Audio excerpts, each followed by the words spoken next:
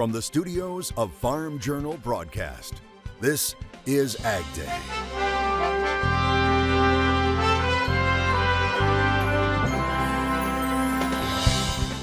A different kind of meat.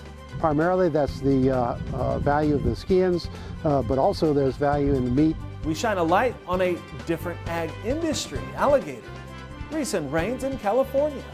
That is one of the strangest things about this wet spell. Could they be a signal that changes are on the way?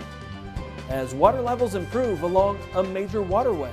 We're seeing water levels that are equal to, or at least comparable to, what we saw at this time last year. But is it enough to help grain movement on the mighty Mississippi? An update right now on AgDay. Good morning, I'm Clinton Griffiths. The shipping crisis along the Mississippi River may finally be coming to an end. The U.S. Army Corps of Engineers has been dredging the river 24 hours a day, 7 days a week since July, ever since low water levels on the river due to drought started causing shipping backups. AgDay's Michelle Rook joins us. And Michelle, officials hope to stop dredging by the end of the month.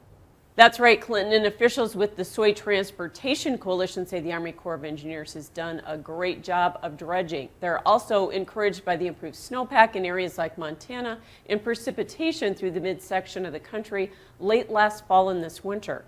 As a result, they are optimistic that river levels on the Mississippi are rebounding and could be back to normal by this spring. But when you look at the river gauges at these various points on the inland waterway system, places like Memphis, Tennessee, and St. Louis, we're seeing water levels that are equal to, or at least comparable to, what we saw at this time last year. Now, while that is encouraging, Steenhoek says it takes time to get barge and river traffic back to normal after a trauma like last fall's record low water levels. Some barges are not positioned where they normally would be, so there are logistical issues yet to work through.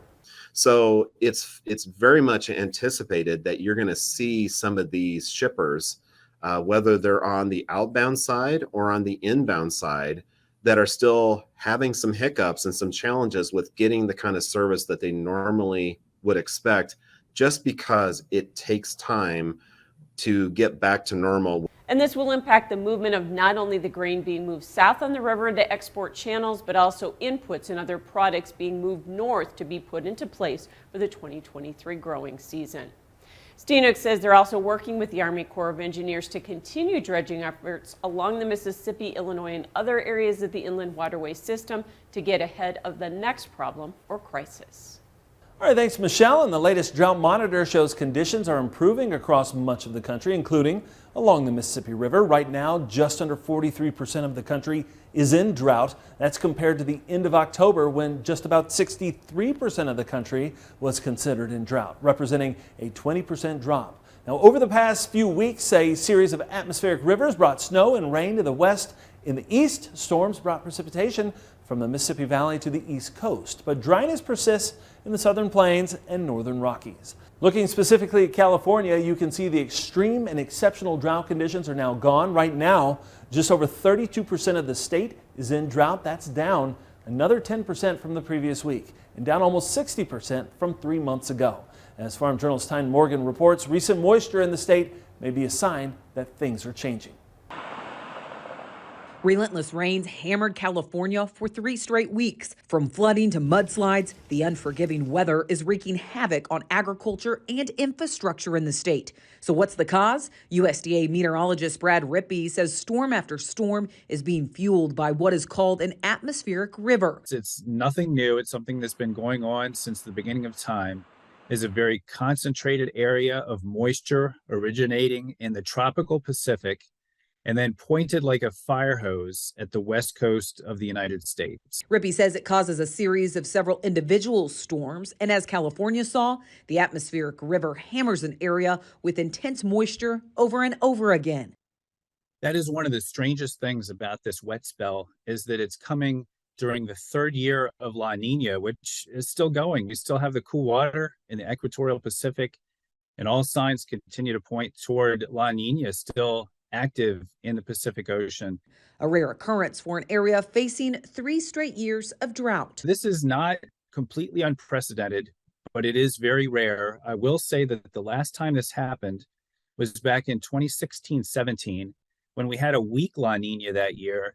Kirk Hins of BAMWX agrees it's rare, but says signs point to a weakening La Nina. Think about it as jet streams. La Nina generally means a weaker jet stream. El Nino is a stronger jet stream. Well, you get an atmospheric river event from a stronger Pacific jet stream, which is El Nino-like related. So that tells me that, no matter what happens in the ocean, the atmosphere is starting to trend something away from La Nina. Even with the deluge of rain, Rippey says lingering drought is still impacting the state. But with all the rain and snow, it's also planting hope. The latest snowpack assessment shows levels in the Sierra Nevadas reach 250% of normal. And far northern California is seeing snowpack 200% of normal. Certainly from a water allocation standpoint, we should be in much better shape in 2023 than any of the 3 preceding years.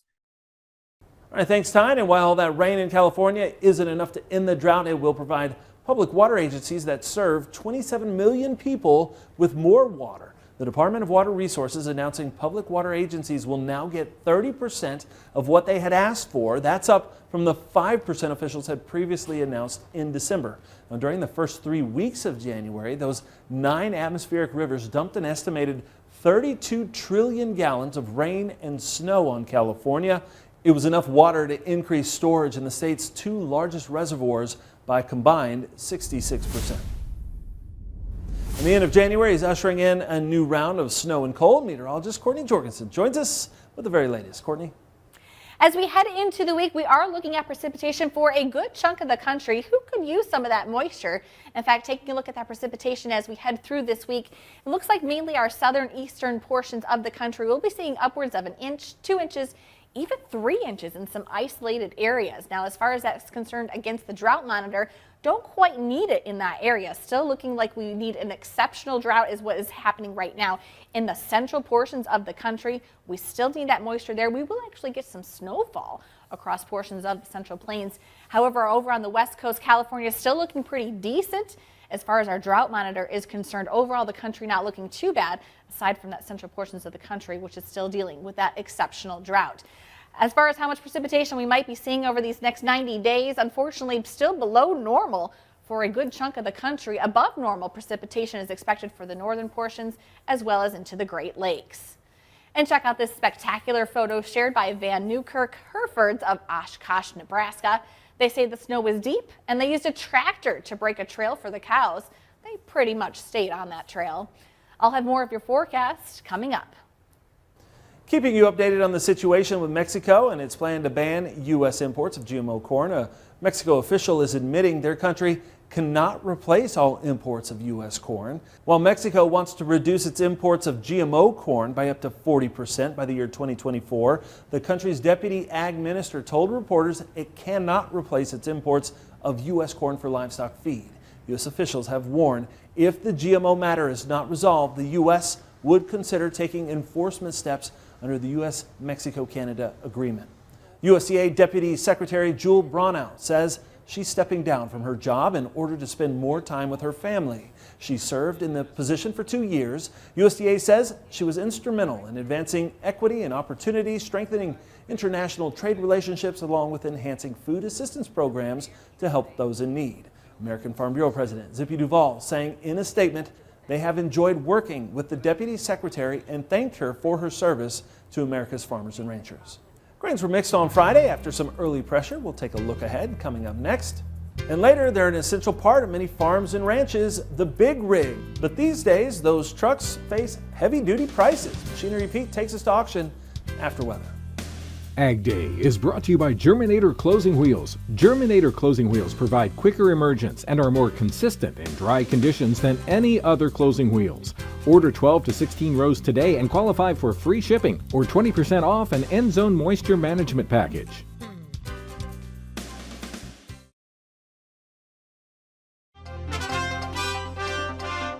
ADM is looking for a strong 2023 after earnings soared for 2022. The company reporting net income totaled $4.3 billion or $7.71 per share. That's up 60% from 2021. Revenues increased 19% last year to more than $101 billion. Now the company saying robust soy crushing margins and a global demand for crops helped push the numbers higher. Executives expect strong demand to continue this year. Despite some rains in Argentina last week, soybeans and corn still closed higher for the week. Michelle Rook is back with more on what the markets are focusing on this week in Markets Now. Friday's market closes were mixed in grains and hogs, a higher day in the cattle market. Randy Martinson Ag is joining us. And Randy, we did see some lower trade in soybeans on Friday, but for the week, soybeans were up. In fact, all the grains were up, which was kind of surprising considering the rains in Argentina and some precip in winter wheat areas.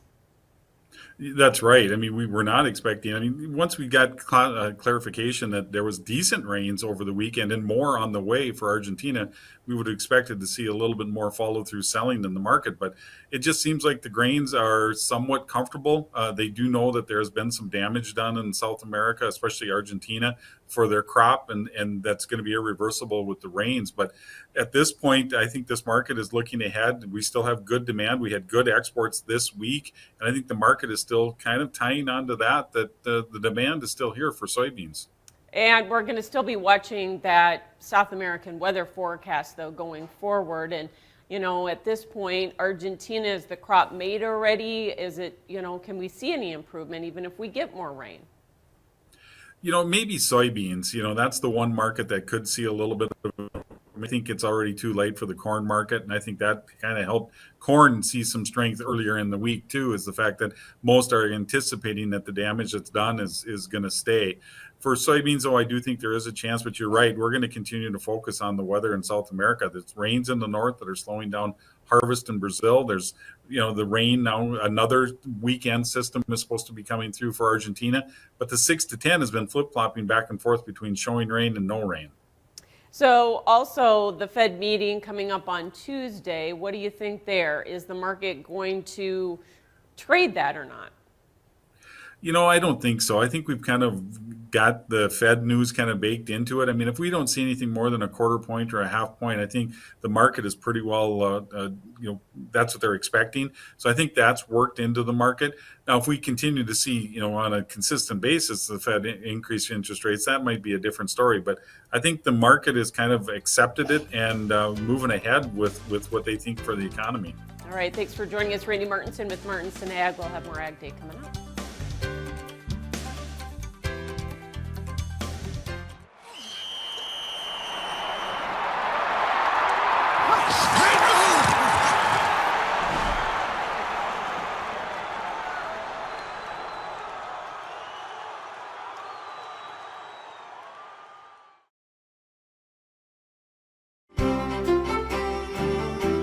Meteorologist Courtney Jorgensen joining us here, taking a look at our drought monitor. And, you know, we've talked a lot about the West Coast and all the rain that's come in there. We've seen improvements on the drought monitor, but really that western Kansas area is still pretty bad. It's still dealing with an exceptional drought, certainly across the central portions of the country. And those central portions of the country are still going to be seeing that drought continuing. We are having some moisture come on its way, but unfortunately not quite enough. And most of what we will see actually this week will be probably in the form of snowfall. The western coast is certainly going to be continuing to see some rain and some snow out there, but they are still under a mostly dry to some areas where they're seeing the severe drought, even extreme drought in some portions. Overall across the nation, though, a lot of improvement, even some improvement over in the Great Lakes as well, too. As far as the root zones and what we're concerned, very wet on the west coast with all those rains that we've had recently, still extremely dry as we head into the root zones in central portions of the country. As far as what we're expecting today, we are still expecting a decent amount of rainfall. That's where the bulk of that is going to be falling as we head through the day today. Some pockets of snowfall as well, too. This will be moving into the central portions of the country as we head through the week. What does it look like as far as our precipitation totals this week? Well, again, that's where that bulk of that rainfall is going to be upwards of 1 inch for most areas, even 2 inches, even 3 inches across some portions of the southeast or towards the Gulf Coast. Temperatures across the nation over these past couple days are very below normal temperatures, and in fact we'll see that continuing trend as we come into the coming days too. So that means rainfall that does fall further towards the north, it's going to be mostly in that form of snowfall out there. So our snowfall estimate as we head through the day on Tuesday, especially in our mountainous regions, where we'll see upwards of 6 inches, maybe even 12 inches in some areas. That snowfall will be continuing into areas, especially in the central portions of the country. We'll be seeing some snow out there as well, too. Now for your Ag Day select cities: Frederickstown, Ohio, cloudy skies, high 33 degrees. Here on South Dakota, mostly sunny, high of 4, low of -12. In Hampton, South Carolina, chance of rain, high 68. These modern workhorses aren't monster trucks, but these days some of those big rigs have monster prices. Machinery Pete heads to auction next.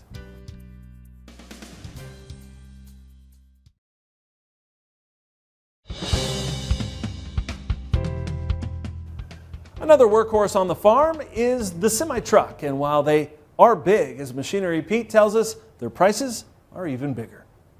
Well, folks, we talk a lot about pre-emission used tractors and how auction prices and used values have skyrocketed the past couple years. But I tell you what, it ain't just pre-emission used tractors. Pre-emission trucks, oh my goodness, the buyer demand for good ones just through the roof. And I tell you, I was smacked in the face with this last Thursday on a farm auction in Walnut, Illinois that we filmed for our Machinery Pete TV show.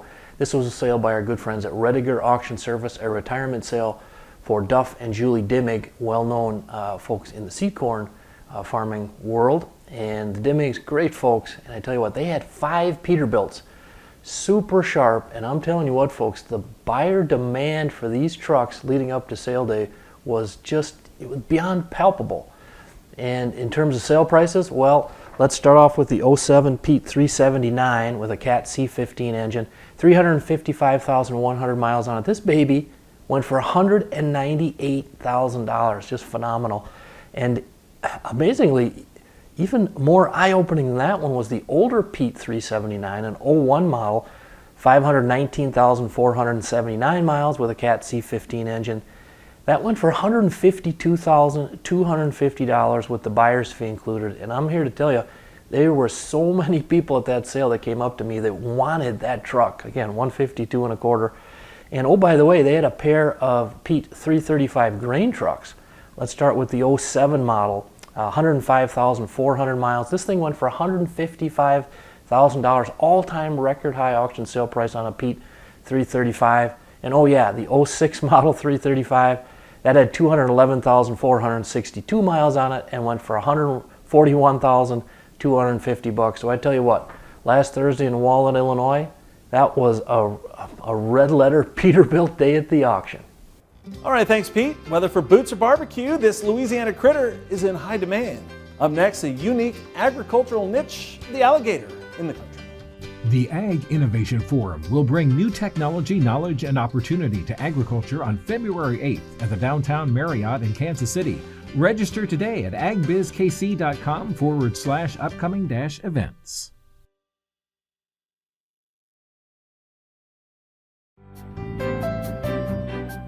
In the Country on Ag Day is brought to you by Pivot Bio. What if you had the nitrogen you need already on seed? Pivot Bio is the first company to apply nitrogen on seed. The nitrogen you need, now on seed, from Pivot Bio. Learn more at pivotbio.com. There are 2 markets for alligators, one for the skins, the other for the meat. As LSU Ag Center reporter Craig Gautreaux has more on this unique aspect of agriculture. Tourists visiting Louisiana are drawn to seeing alligators in the wild, but these prehistoric animals also play a role in the state's economy.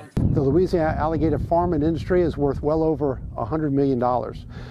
Primarily that's the value of the skins, but also there's value in the meat, and in the future we may see some other products developed from alligator. Kevin Segrera helps run an alligator farm, and he recognized several years ago that there would be a downturn in the skins market. Before COVID came in, we had 3 years of record egg collection in the state of Louisiana. So we knew we would have some type of correction because of supply and demand. While the skins market may be backlogged, the meat market is taking up some of the slack. There hasn't been any problem selling meat. I know wild meat has been very good. All of our farm meat we sell bulk, and we have no trouble selling it. Alligator farms across the state hatch out eggs for their supply, and they are required to return a certain percentage. Many years ago that number was 18%, but with the abundance of gators, the number now is much lower. Here in the last couple of years, the Department of Wildlife and Fisheries has reduced that down further to only 5% of those hatchlings will go back into the land where eggs were collected. Alligator farmers are hoping that the fashion industry will begin to buy more skins soon to reduce the supply. With the LSU Ag Center, this is Craig Gotro reporting.